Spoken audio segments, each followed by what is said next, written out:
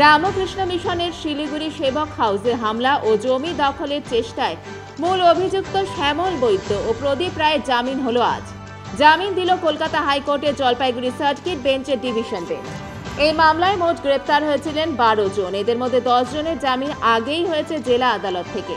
শ্যামল বৈদ্য, প্রদীপ রায় এই মামলার মূল অভিযুক্ত ছিল। জেলা আদালতে তাদের জামিন খারিজ হওয়ার পরই আজ তারা সার্কিট বেঞ্চে জামিনের আবেদন করেন। দীর্ঘ সময় শুনানির পর আজ ডিভিশন বেঞ্চে এই দুই অভিযুক্তের বিরুদ্ধে পুলিশ কোনো প্রমাণ জমা করতে পারেনি আদালতে। এরপরই বিচারক জামিন দিল দুই অভিযুক্তকে। ডিভিশন বেঞ্চে জাস্টিস সব্যসাচী ভট্টাচার্য আর জাস্টিস প্রসেনজিৎ বিশ্বাসের বেঞ্চে আজকে হিয়ারিংটা হয়।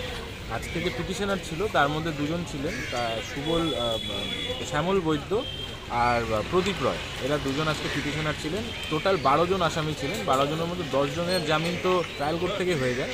এরা যেহেতু মূল আসামি ছিলেন, মূল অভিযুক্ত, এর জন্য এদের জামিনটা ট্রায়াল কোর্ট থেকে খারিজ করে। আজকে হাইকোর্টে আমরা ডিভিশন বেঞ্চে সওয়াল করি এটার উপরে।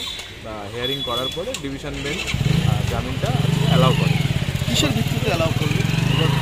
সবচেয়ে প্রাইমারি কনসিডারেশন তো এটাই ছিল যে টোটাল 12 জনের মধ্যে 10 জনের বেল হয়ে গেছে। সবাই সেম ফুটিংয়ে ছিল, একই জায়গায় ছিল, কিন্তু যেহেতু প্রিন্সিপাল অ্যাকিউজ এনাদেরকে একটা নাম দেওয়া হয়েছে, সেই নামের ভিত্তিতে ট্রায়াল কোর্ট এনাদেরকে জামিন দিচ্ছিলেন না। কিন্তু ultimately role and involvement of all the accused persons are same. তো সেই জায়গায় ডিভিশন বেঞ্চ ওনাদেরকে আজকে জামিন দিয়েছেন। এছাড়া আরও বড় যেটা প্রাইমারি কনসিডারেশন যে কোনো রিকভারি এদের থেকে নেই। একটা প্রদীপ রয় যে ছিলেন, প্রদীপ রয়ের থেকে রিকভারি হচ্ছে একটা ভাঙা টেবিল ফ্যান আর একটা 8 GB পেন ড্রাইভ, যেটার মধ্যে রামকৃষ্ণ মিশনের প্রেয়ার্স, ডিভোশনাল সং যেগুলো ছিল সেই গানগুলো ছিল। এই দুটো রিকভারি ওনার থেকে ছিল। এছাড়া ওনাদের এগেনস্টে কোনো অভিযুক্ত কোনো রকম এভিডেন্সই পুলিশ কালেক্ট করতে পারেনি এই 2 মাসে।